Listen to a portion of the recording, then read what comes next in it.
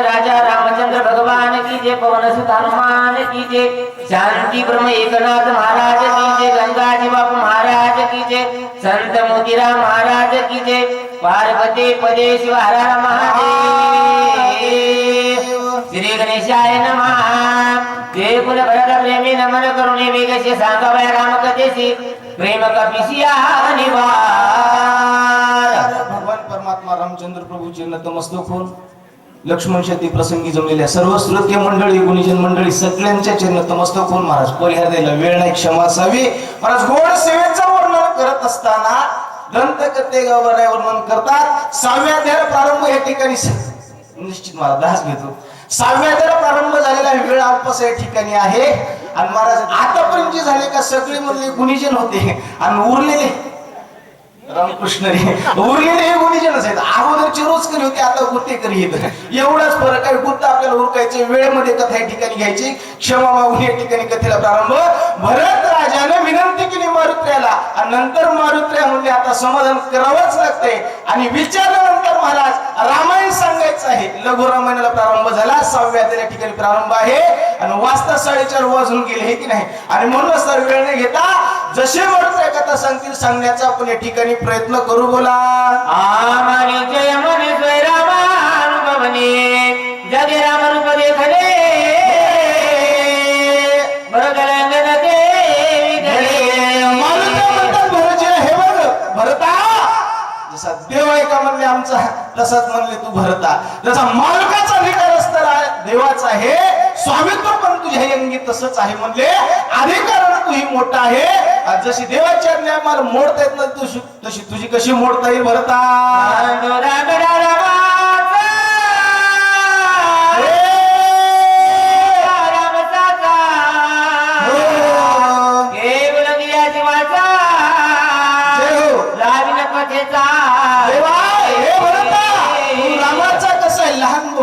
बंधू आहे म्हणजे हे की नाही मग तशा प्रकारे असणारा अधिकाऱ्यानं तू माझा कोण आहे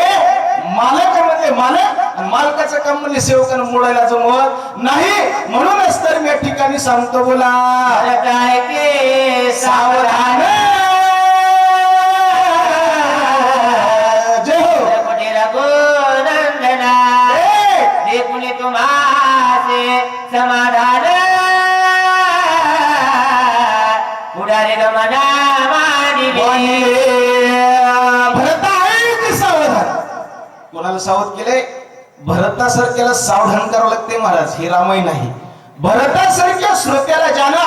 नंदरामाची वस्ती राममय केली तेव्हा त्याला सावधान केलं भरता एक सावधान मारुत्र्या सावध करतात का रामचरित्र ऐकत असताना आळस या ठिकाणी नसावा म्हणून भरताला सावध केलं आणि त्यासारख्या ऋषींना जर सावध करायला वेळ येत असेल महाराज सांगायची आवश्यकता असेल तर आपली काय अवस्था आहे आपला आपला परमार्थ त्या ठिकाणी तपासावा मारुत्र्या नसताना रामायण सांगायला सुरुवात केली काय काय म्हणतात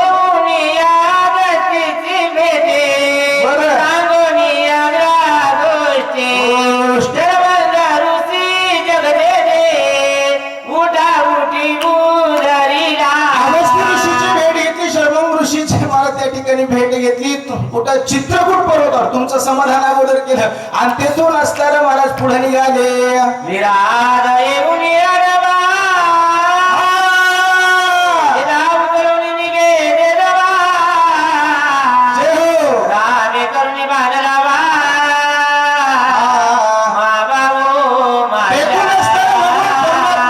आडवाला विराट नावाचा राक्षस सगळ्यांना रमायत ज्ञात आहे महाराज एक नाही विराट नावाचा राक्षस आडवाला त्याला एका बाणामध्ये मारत त्या ठिकाणी मारलं आणि त्रिभुवनामध्ये मारत त्या ठिकाणी काय धाक निर्माण केला त्रिधाव तिला बोला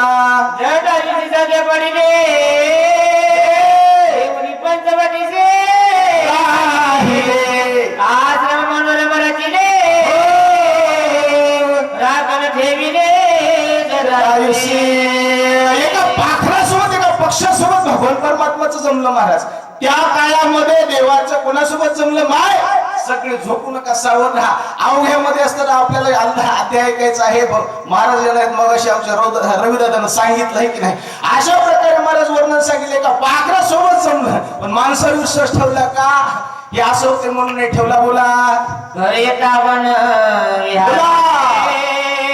सोनत्रे मारिले शंभरासे शंभरास. शूर्पणखा माता होय त्यासे मनासी जळवा सहज स्तरावर विहार करत असताना शांब नावाचा दैत्य त्या ठिकाणी मारला गेला. त्याची आई शूर्पणखा ती रावणाची बहीण तिला रागाला छेडण्याकरिता आली. बोला सौमित्र केले विधाना श्रीगची दिले नागकान खरं दिशना गेली शरणा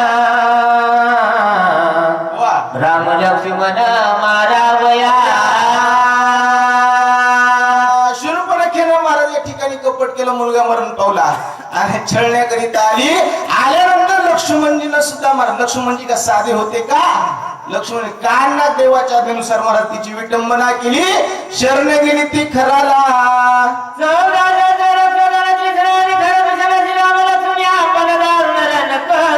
म्हणून तर त्या ठिकाणी मारले. मांडवाला दंड करण्याच्या ठिकाणी 14,000 राक्षस सैन्य होतं महाराज. खड दूषण त्रिशिरा अशी युद्ध करण्याकरिता आले. 14,000 राक्षस त्या ठिकाणी मारले गेले. बोला देव राम राजा रामचंद्र भगवान की जय. संयोजकांना महाराज या ठिकाणी वेळात वेळ करून आम्हाला या ठिकाणी वेळ दिला त्याबद्दल सर्वांचे कोटी कोटी धन्यवाद. त्याच प्रकारे आमचे रविदादा युट्यूब वर इथं वचनातच बोलवला. रामकृष्ण शब्द इकडे तिकडे घालता येत नाही. त्यांचे कोटी कोटी धन्यवाद. वेळ चाललाय पुढची जोडी पुकारा.